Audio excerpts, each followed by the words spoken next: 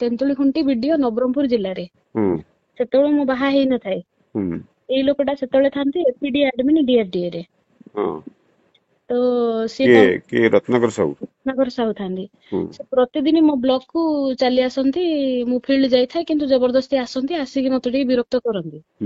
ମୁଁ ଦେନ୍ and then collector ଆମର Ajit Mishra sir ଥିଲେ, ତାଙ୍କୁ ଜଣେଇଲି। ସେ ପ୍ରତିଦିନ ଆସି ଟିକେ ବିରକ୍ତ କରୁଛନ୍ତି। ସେଠୁ ତାଙ୍କୁ ମନା କରାଗଲା, ତୁମେ ଅମୁକା ବିଡିଓ ପାଖକୁ ସବୁଦିନ ଯିବନି, 15 ଦିନରେ ଥରେ ଯଦି ଯିବ ରିଭ୍ୟୁ କରିବ। ସେଠୁ ଭାଇ ସିଏ କଣ ହେଇଛି, ମୁଁ ତାପରେ ବଦଳି ନେଇଛି ସେଇ ଜିଲ୍ଲାରେ ହିଁ କଷାଗୁମୁଡା ବିଡିଓ ମୋର କରିଛନ୍ତି, କଲେକ୍ଟର କରିଥିଲେ। ସେଠୁ ମୁଁ କଷାଗୁମୁଡା ବ୍ଲକ କୁ ଗଲି। ସେତେବେଳକୁ ଦୁର୍ଭାଗ୍ୟକୁ ଏଇ ଲୋକଟା ପୁଣି ଏଡିଏମ ହେଲା, ପୁଣି କଣ ଧରାଧରି କରିକି ସେଇଠି ପିଡି ହେଇଗଲା। ସେଇଠି ତାଙ୍କର ଲଙ୍ଗେଷ୍ଟ ଟେନ୍ୟୁର ମୋର ଦେନ୍ 20 years। ସେତିକି ଭିତରେ ମ୍ୟାରେଜ ହେଇଯାଇଛି ଭାଇ। କାହାର ମ୍ୟାରେଜ ହେଇଗଲା? ମୋ ମ୍ୟାରେଜ ହେଇଗଲା। ମ୍ୟାରେଜ ହେଇଗଲା ପରେ ମଧ୍ୟ କଷାଗୁମୁଡା ଗଲା ବେଳକୁ ସିଏ ଯେତେବେଳେ ପିଡି ହେଇଗଲେ ମତେ ସେ ଡାଇରେକ୍ଟ ହଇରାଣ କରିବାକୁ ଆରମ୍ଭ କଲେ। ସିଏ ସଞ୍ଜ ବେଳକୁ ଡାକନ୍ତି, 6ଟା ବେଳକୁ ମିଟିଂ ଆସିବ। ଅନ୍ୟମାନେ ଯାଆନ୍ତି, ମୁଁ ଥରେ ଦିଥର ଗଲି, ମତେ ଟିକେ ହାରାସ କଲା ଭଳିଆ କଥାବାର୍ତ୍ତା କଲେ। ପୁଣି ପ୍ରତିଥର ଏମିତି ଡାକିଲେ, ସବୁ ମିଟିଂ ରେ ମତେ ମାନେ ବହୁତ ଖରାପ କଥା ଗୁଡା କହନ୍ତି। ଯେହେତୁ ତାଙ୍କ କଥା ରାତି 8ଟା ଯାଏ ବସ ବୋଲି ହଇରାଣ କରନ୍ତି। ପୁଣି ମତେ ସେଇ ବ୍ଲକ କୁ ଫେରିବା ଅସୁବିଧା ହୁଏ। ତ ମୁଁ ଏମିତି ଗୋଟେ ଦିଟା ମିଟିଂ ଯେତେବେଳେ ମୁଁ ଆଉ କୁଇଟ୍ କଲି, ଗଲିନି, ମୁଁ କଲେକ୍ଟରଙ୍କୁ ଜଣେଇଲି। ସେ କଲେକ୍ଟରଙ୍କୁ ନିଜ ଆଡକୁ ନେଇଗଲେ, କହିଲେ ଇଏ କାମ କରୁନି, ଇଏ କରୁନି। କିନ୍ତୁ ଜିଲ୍ଲାରେ ମୋ ବ୍ଲକ ଟା ଫାଷ୍ଟ ହଉଥିଲା। ତାରି ଭିତରେ ଏଇ କୋଭିଡ ପରିସ୍ଥିତି ଆସିଛି। ସବୁ ଆମେ ଟଙ୍କା ଦେଇଛେ, ସିଏ ଗୋଟେ ମିଛ ଆଲିଗେସନ କଲେ ମୋ ନାଁରେ, ନା ଇଏ କୋଭିଡ ଟଙ୍କା ସବୁ ଖାଇ ଯାଇଛନ୍ତି। ସିଏ ଏମିତି ଯେତେବେଳେ କଲେ, ମୁଁ ସେଇ ଜିଲ୍ଲାକୁ ଛାଡିଦେଲି, ବାଧ୍ୟ ହେଲି। ଏ ଲୋକ ସହିତ ଆଉ ହବନି। ସେ ମତେ ସବୁ ମିଟିଂ ରେ ମତେ ଟର୍ଚର କରି ହାରାସ କରିକି ଖରାପ କଥା ଗୁଡା କୁହନ୍ତି। ତାପରେ ସେ ମତେ ଏମିତି କଲେ, ମୁଁ ସେଇଠୁ ଜିଲ୍ଲା ଛାଡିକି କୋରାପୁଟ ଜିଲ୍ଲାକୁ ବଦଳି ନେଲି। କୋରାପୁଟ ଜିଲ୍ଲାକୁ ଯାଇ 2 ମାସ ହେଇଛି, ସେ ଜାଣିଲେ ଯେମିତି ପୁଣି ବିଡିଓ ହେଇକି ବସିଛି ନାରାୟଣପାଟଣାରେ, ଭଲ ହେଲାଣି, କଲେକ୍ଟରଙ୍କ ସହିତ ଭଲ ଟର୍ମ ଅଛି। ପୁଣି ସେଇଠୁ ସେ ଲେଖା ଲେଖି କରି ମୋ ନାଁରେ ମିଛ ଆଲିଗେସନ କରିକି କହିଲେ, ନାଇଁ 45 ଲକ୍ଷ ଖାଇ ଦେଇଛନ୍ତି କୋଭିଡ ଟଙ୍କା, ଆଉ ବିଡିଓ ନିଜେ ଖାଇଛନ୍ତି, ଏମିତି କହି ମିଛ ଆଲିଗେସନ କରି ମତେ ସସ୍ପେଣ୍ଡ କରେଇଦେଲେ। ତାପରେ ମୁଁ ଦୌଡିଲି ସିଏମଙ୍କୁ। ମୁଁ ସିଏମ ପାଖକୁ ଗଲି। ସେଇଠି ତାଙ୍କର ସବୁ ଫ୍ରେଣ୍ଡ ଥିଲେ। ମାନେ କୋଉ ଇୟର ର କଥା ଘଟଣା? ଏଇ ଘଟଣା ଭାଇ 2021-22 ର କଥା ମୁଁ କହୁଛି। 2021-22 ସେ 2022 ରେ ମୁଁ ସେଠୁ ଯେତେବେଳେ ମତେ ଇଏ କରାହେଲା, ମୁଁ ଯାଇକି ସିଏମ ଙ୍କ ଗ୍ରିଭାନ୍ସ ରେ ମୁଁ ତାଙ୍କ ବିରୁଦ୍ଧରେ ଦେଲି। ସେ ମତେ କୋଭିଡ ରେ ଟଙ୍କା ମାଗିଥିଲେ। ଆଉ ସବୁ ପଞ୍ଚାୟତ କୁ ଯେହେତୁ ଆମର ଟଙ୍କା ଯାଉଥିଲା, ଆମେ ତାଙ୍କୁ କୁଆଡୁ ଟଙ୍କା ଦେଇଥାନ୍ତୁ। ତାପରେ ସିଏ ପ୍ରତି ସପ୍ତାହ ସେ ଦେବୀ ପ୍ରସାଦ ଟାଲି ବୋଲି ଗୋଟେ ଏପିଡି ଆଡମିନ୍ ଥିଲେ, ତାଙ୍କୁ ପଠେଇ ମତେ ହଇରାଣ ହରକତ କଲେ। କରିକି ମାନେ ଏମିତି କଲେ, ଶେଷକୁ ମୋର ମାନେ ଛୁଆଟା ମିସକ୍ୟାରେଜ ହେଇଗଲା। ମୁଁ ନୂଆ ବାହା।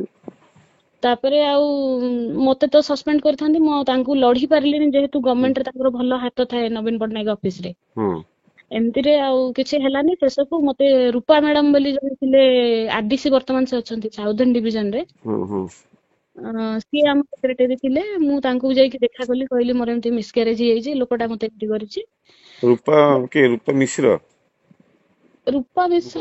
ରୂପାରୋଶନ ସାହୁ ଭାଇ। ରୂପାରୋଶନ ସାହୁ, ରୂପାରୋଶନ ସାହୁ। ସିଏ ବୁଝିଲେ କିନ୍ତୁ ସେ ମତେ ବହୁତ ହେଲ୍ପ କଲେ। କରିବାରୁ ମୁଁ ସେଇଠୁ ପୁଣି ରିଜିଷ୍ଟ୍ରେଟ ହେଇକିରି ପୁଣି ଚାକିରି କଲି। ତ ଏ ହାରାସମେଣ୍ଟ ଯେହେତୁ ମୋର ପ୍ରୋସିଡିଂ ଚାଲିଥିଲା, ମୁଁ ଆଉ କେସ୍ କରିପାରିଲିନି। ସେ ମିଡିଆ ଫିଡିଆ ଧରିକି ବହୁତ ହଇରାଣ କଲେ। କିନ୍ତୁ ପରବର୍ତ୍ତୀ ଡେଟରେ ମୋର ଡିପି ଟା ପୁରା କ୍ଲିୟର ହେଲା। ପୁରା ସବୁ ପ୍ରମାଣ ମୁଁ ଦେଲି ଯେ ମୋର ମାନେ ଟଙ୍କା ଖାଇବାର ମୋର କାହିଁ ସୁଯୋଗ। ଏ ତ ସରପଞ୍ଚ ମାନଙ୍କୁ ଦିଆ ହେଇଥିଲା ନା ଦାୟିତ୍ୱ, ସେମାନେ କଲେକ୍ଟର ଡିକ୍ଲେୟାର କରାହେଇଥିଲା। ତାଙ୍କ ମନି ସେମାନେ ହ୍ୟାଣ୍ଡେଲ କରୁଥିଲେ, ତ we are not responsible for that. କିନ୍ତୁ ଏଇ ଲୋକଟାର ଯେହେତୁ କୁଦୃଷ୍ଟି ଥିଲା, ମତେ ପ୍ରତିଥର ଯୋଉ ମାନେ ଖରାପ ଭାଷାରେ ଅଶ୍ଳୀଳ ଭାଷା ପୁରା ପ୍ରୟୋଗ କରିକି ମିଟିଂ ରେ ସବୁ ଗାଳି କରୁଥିଲା। ଆଜ୍ଞା, ଆଉ କରିକି ପୁରା ମେଣ୍ଟାଲ ହାରାସ କରିକି ଆଇ ଲଷ୍ଟ ମାଇ ଚାଇଲ୍ଡ। ଆଉ ମୋର ପ୍ରଥମ ଛୁଆଟା ଖରାପ ହେଇଯାଇଛି ତା ଯୋଗୁଁ। ଏବେ କୋଉଠି ଅଛନ୍ତି ଆପଣ, ଦାୟିତ୍ୱରେ କଣ? ଏବେ ମୁଁ କଳାହାଣ୍ଡିରେ ଥିଲି। ସେଠିକାର ଚେୟାରମ୍ୟାନ ସହିତ କଥାବାର୍ତ୍ତା କରିକି ପୁରା ମୋ ଗାଡିର ଡୋରରେ 5 ଲକ୍ଷ ଟଙ୍କା ରଖିଲେ।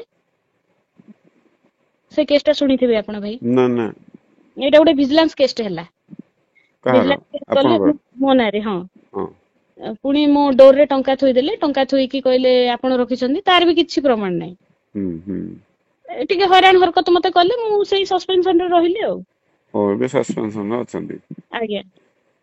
ଏଇଭଳିଆ କଥା ଅଛି। ହଉ ଠିକ ଅଛି, ଏ କଥାକୁ ମୁଁ ଦେଖୁଛି କେମିତି କଣ ଆଜ୍ଞା ତାର ତାର ପୁରା ଇତିହାସ ଭାଇ ସେ ବଦମାସ ଲୋକଟା ତାକୁ ବଢିଆ ହେଇଛି ମାଡ ହେଇଛି ସେଟା ତ ଅଲଗା କଥା ମୁଁ ଏ କଥାକୁ ନେଇକି ରଖିବି ଉପରେ ରଖିବି କଥା ହେବି ହେଲା ଆଜ୍ଞା ସେ ମତେ ହାରାସମେଣ୍ଟ କରିଛି ମୋର ଛୁଆ ମରିଯାଇଛି ତା ଯୋଗୁ କିନ୍ତୁ ଯେହେତୁ ସେ ଏତେ ଡରଉଥିଲା କଲେକ୍ଟର ତା ସପୋର୍ଟରେ ଥିଲେ ମୁଁ ଆଉ କିଛି କହିପାରିଲିନି ମୁଁ ଏ କଥା ଆସୋସିଏସନ କୁ ବି ଜଣେଇଥିଲି ଆସୋସିଏସନ ମୋ ପଛରେ ପଡିନି ନା ତାରି ସାଙ୍ଗମାନେ ସବୁ ସେ ଆସୋସିଏସନ ରେ ଅଛନ୍ତି ଠିକ ଅଛି ମୁଁ ଏ କଥାକୁ ଇଏ କରୁଛି ଭଲ ନାଁଟା କଣ କହିଲେ ଆପଣଙ୍କର ମୋ ନାଁ ଭାଇ ଅକ୍ଷମିତା କାର୍ତ୍ତିକ ଅକ୍ଷମିତା କାର୍ତ୍ତିକ ଆଜ୍ଞା 2011 ଏ କଥା ନବରଙ୍ଗପୁରରେ ସମସ୍ତେ ଜାଣିଛନ୍ତି ସବୁ ଷ୍ଟାଫ ଆପଣ ଯାହାକୁ ପଚାରନ୍ତୁ ସେ ମତେ ବହୁତ ହାରାସ କରିଛି ଆଉ ତାର ଇତିହାସ ଅଛି ସେ ବରିଗୁମା ଜିଲ୍ଲାରେ ଥିଲାବେଳେ ତାରି ଯୋଗୁ ଜଣେ ସୁଇସାଇଡ କରିଥିଲେ ବ୍ଲକରେ ଆଜ୍ଞା ସେ ଷ୍ଟାଫକୁ ବହୁତ ହାରାସ କରେ ଆଉ ନିଜେ ଗୋଟେ ମାନେ ନିଜେ ଗୋଟେ ସେ ଚିଫ ସେକ୍ରେଟାରୀ ଭଳିଆ କଥାବାର୍ତ୍ତା କରିବ ଆଉ ମୁଁ ଏଇ କଥା ଦେଖିଲି ତ ଭାଇ ମୁଁ ଭାବିଲି ଆପଣଙ୍କୁ ଜଣେଇଦବା ଦରକାର ଏଇ ଜିନିଷଟା ଭଲ ହେଲା ଜଣେଇଲ କିଛି ତଥ୍ୟ ତାଙ୍କର ବାହାରୁଛି ଏମିତି ସବୁ ବ୍ୟାକଗ୍ରାଉଣ୍ଡ ରେ ଅଛି କଥା ହେଲିକି ଏଇଟା ଭଲ ହେଲା ମତେ ଜଣେଇଲ ବହୁତ ଧନ୍ୟବାଦ ମୁଁ ଏଇ କଥାକୁ ଦେଖୁଛି ହେଲା ଆଜ୍ଞା ଆଜ୍ଞା ଭାଇ ଆଉ ଗୋଟେ ଜିନିଷ ଭାଇ ଛୋଟ କଥାଟେ ସିଏ ଆକ୍ଚୁଆଲି ତା ନାଁ ହଉଛି ରତ୍ନାକର ସେଠୀ ହଁ ସିଏ ତା ଟାଇଟଲ ହଉଛି ସେଠୀ ସିଏ ସେ ଭଦ୍ରକ ଲୋକ ଆଉ ସିଏ ଏପଟେ କୋରାପୁଟ ଜିଲ୍ଲାରେ ଜୟପୁରରେ OSRTC ରେ କଣ୍ଡକ୍ଟର ଭାବରେ କାମ କରୁଥିଲେ ଆଜ୍ଞା ସେ ଆଗରୁ ବସ ରେ OSRTC ରେ ଥିଲେ ସେଇଠି ହଁ ସିଏ ବସ୍ କଣ୍ଡକ୍ଟର ସେଇଥିପାଇଁ ତା ବୁଦ୍ଧି ଯାଇନି ତା କଥାବାର୍ତ୍ତା ସିଏ ବସ୍ କଣ୍ଡକ୍ଟର ଥିଲେ ମାନେ କଣ ଏସି କ୍ୟାଟେଗୋରୀ ବୋଧେ ଏସି କ୍ୟାଟେଗୋରୀ ସାହୁ ତାପରେ ଚେଞ୍ଜ କରିଦେଇଛନ୍ତି ତାପରେ ସିଏ କଣ କରୁଛନ୍ତି ଗୋଟେ ବ୍ରାହ୍ମଣ ଲେଡି ଅଙ୍ଗନବାଡି ଗୋଟେକୁ ବାହାଇଛନ୍ତି ନବରଙ୍ଗପୁରର ସେ ଅପଡାଉନ କରୁଥିଲେ ଜୟପୁର ନବରଙ୍ଗପୁର ତାପରଠୁ ସେ ତାର ଟାଇଟଲ ଚେଞ୍ଜ କରିଛନ୍ତି ଆଉ ସେ ଭାରି ଯୋଉ ଦେଖଉଛି ବ୍ରାହ୍ମଣ ଇଏ କଥାବାର୍ତ୍ତା କରୁଛି ମିଛ କଥା ସେ ଏସି ଲୋକଟା ଭଲ ତଥ୍ୟ ଯୋଗାଇଲେ ବହୁତ ଧନ୍ୟବାଦ ମୁଁ ଏଇଟାକୁ ଦେଖୁଛି